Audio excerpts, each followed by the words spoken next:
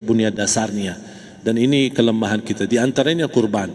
Saya pernah mendengar, bukan malah sering mendengar soal kurban dihitungkan beroran. Jadi keluarga suami istri sama 5 anak berarti jumlah 7, wajib sapi. Kalau kurang daripada itu, atau misal suami istri tidak mampu, boleh ini tahun kurban kambing atas nama suami, tahun depan atas nama istrinya. Ini hal keliru sebenarnya. Yang dihitungkan soal kurban beda sama akikah dan beda sama zakat fitrah. Zakat fitrah sama akikah terhitung beroran. Akikah laki-laki 2 kambing, perempuan 1. Kalau tidak mampu boleh. Kalau ada kembar laki sama perempuan berarti 3 kambing. Tapi kalau tidak mampu boleh 1 kambing, tidak masalah. Dan tidak ada istilah sekarang saya kurban tapi nanti sisanya seolah-olah ada hutang sama Allah. Sesuai kemampuan kita. Di antaranya kurban. Kurban hitungannya berkeluarga, bukan beroran.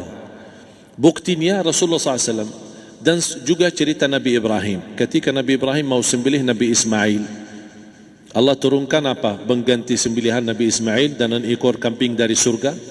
Berapa ekor kambing? 1. Padahal Nabi Ibrahim punya istri 2 dan anak.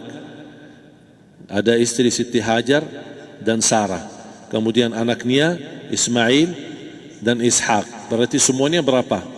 5. Kenapa Allah tidak turunkan 5 ekor kambing? Karena hitungannya memang 1 keluarga. Yang kedua, Rasul sendiri sembelih 2 kambing.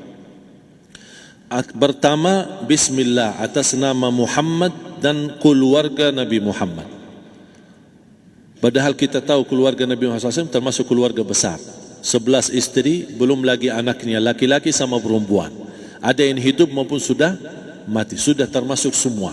Yang hidup maupun mati. Yang kedua, Rasul sembelih sembelihan yang kedua atas namaku dan umatku. Umatnya berapa miliar? Cuma 1 ekor kambing. Kenapa Rasulullah SAW berkurban atas nama dirinya dan umatnya? Saya mengambil salah satu di sini tanda sayangnya Rasul kepada umatnya. Jadi saya selalu berkata, orang miskin yang tidak mampu berkurban seharusnya bangga di hari kurban, karena Rasul sudah kurbankan duluan atas nama dia. Jadi terima kasih ya Rasulullah, ingatkan kita. Yang kita tidak mampu, Rasul sudah. Bahkan kalau Rasul sudah kurban atas nama umatnya yang tidak mampu, berarti sudah terkabul. Kita aja belum tahu kabul atau tidak kalau kita berkurban. Tapi kalau Rasul sudah terjamin makbul. Oleh sebab itu hitungan kurban itu adalah 1 keluarga. Misal bapa punya istri, punya anak. Itu kalau mampu sapi silahkan. Mampu 1000 sapi silahkan. Kalau soal kemampuan tidak ada masalah. Tapi kalau soal kewajiban, tidak ada wajib lebih daripada 1 ekor kambing. 1 ekor kambing. Misal kalau bapa punya istri 4, misal, cuman ini misal ya. Istrinya 4, setiap istri anaknya 10. Berarti jumlah berapa? Anak 40, istri 4, berarti 44, sama bapa 45. Wajib 1 ekor kambing saja, cukup untuk semua ini. Tapi kalau soal mampu, ya silahkan. Mau 1000 kambing boleh, mau 1000 sapi boleh. Tidak ada yang melarang kalau soal kemampuan. Dan kalau kita mau sembelih, Bismillah atas namaku dan keluarga. Tidak perlu bawa data-data nama keluarga. Jadi disebutkan tukang sembelihnya ada capek menunggu sambil sebutkan nama-nama. Tidak perlu. Udah Bismillah atas namaku dan keluarga. Termasuk kata atas namaku dan keluarga, termasuk orang tua yang sudah meninggal. Termasuk orang tua yang sudah, karena kita adalah hasil daripada orang tua. Itu sudah termasuk, tidak perlu kita sebutkan. Ada sebagian ulama membolehkan kalau kita mampu, mau khusus kambing atas nama orang tua, tidak masalah. Kalau kita mampu. Tapi kalau kita tidak mampu, itu sudah termasuk orang tua kita bersama keluarga besar kita. Ini salah satu kenikmatan, dan ini termasuk juga sedekah yang berguna bagi orang yang sudah meninggal di keluarga kita. Wallahu ta'ala alam. Dan juga masalah panitia, bisa kita mewakili. Kalau kita tidak mengerti sembelihannya dan tidak mengerti cara bagiannya, tapi ada satu sunnah yang termasuk kehilangan sunnah ini adalah banyak yang tidak mau makan dari hasil kurban. Padahal itu sunnah Rasul. Dari akikah boleh makan, dari kurban pun boleh makan. Bahkan sunnah SAW dibagi 3. Sepertiga pertama dihadiahkan. Maksudnya kata dihadiahkan kepada orang kaya. Misal tetangga saya tapi orang kaya, dia bukan miskin, tapi boleh saling hadiah. Karena inti daripada hadiah silaturrahim. Ada keluarga kita termasuk mampu, tapi saya kasih, ini alhamdulillah saya sembelih sapi. Barangkali dia tidak mampu, cuma sembelih kambing. Udah, kita dapat daging kambing, dia dapat daging sapi.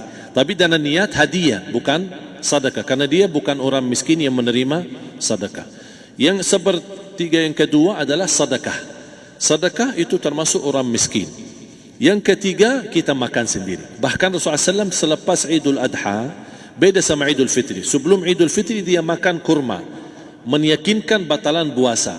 Tapi kalau Idul Adha tidak makan dan minum sebelum salat, kenapa? Bukan berarti tidak boleh.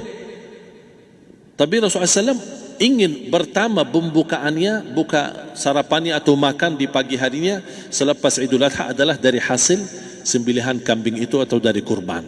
Jadi kita sebagian sedikit. Tapi kalau kita merasa alhamdulillah rezeki saya banyak di rumah, alhamdulillah banyak ada makanan, mau sedekahin semuanya, semua mau sedekahin, tidak masalah.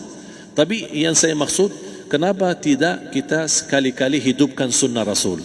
Jadi sebagian, walaupun ada sebagian sedikit lah buat istilahnya sama sedikit porsi nasi atau apa, karena kita berhak sebagai kita kurbankan lillahi ta'ala, kita berhak menikmati kurban ini yang lillahi ta'ala supaya kita mendapatkan keberkahannya, bukan hanya orang lain. Terus yang kedua ada masalah pembayaran. Kalau kita wakili panitia, boleh kita pesan sama panitia, tolong sedikit dari kurban saya minta buat saya makan. Itu tidak masalah, kita boleh minta. Dan boleh kita wakili, tapi kita tolong ingatkan, tidak boleh pembayaran hasil sembelihan itu dari kulitnya. Ini menjadi salah satu persoalan di Indonesia. Banyak tukang sembelih datang, ketika kita tawarkan untuk sembelih ini, berapa Pak? Oh tidak apa-apa, kasih aja kulitnya sama kepalanya. Jangan anda setuju, jangan anda terima. Oh maaf saya tidak bisa. Bapak berapa ongkos sembelihannya? Kita harus sepakat dulu. Tidak, saya ikhlas, tidak apa-apa, seikhlasnya. Tapi yang penting kepalanya sama kulitnya. Itu aja yang saya minta, yang lain tidak apa-apa. Tidak boleh. Tidak boleh. Kenapa? Karena ini kurban. Kata kurban berarti lillahi ta'ala, bukan untuk jual beli.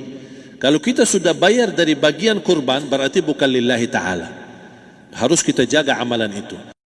Tapi bagaimana cara jalan keluarnya? Kita harus sepakat, ijab kabul. Sepakat dulu, Pak, saya udah begini, saya kasih untuk sembelihan 50.000. Bapak setuju? Ya udah setuju. Selesai kan? Sudah sembelih, sudah potong, sudah semua. Lepas ini semua kita kasih ongkos 50.000 ongkos sembelihannya. Habis itu, Pak, kulitnya sama kepala hadiah buat Bapak.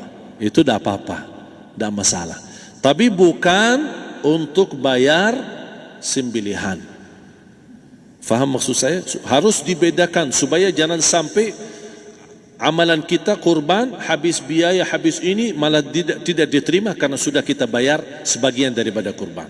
Saya silahkan bayar apa yang kita sepakati, mau hadiahkan kepada dia karena kita tidak bisa guna. Buat apa yang kita mau gunain kulitnya? Tidak bisa, tapi mereka buat mereka lebih berguna, oleh karena itu kita bisa hadiahkan untuk mereka. Bahkan kita bisa juga kasih daging untuk mereka bisa menikmati sebagai sedekah. Wallahu ta'ala alam.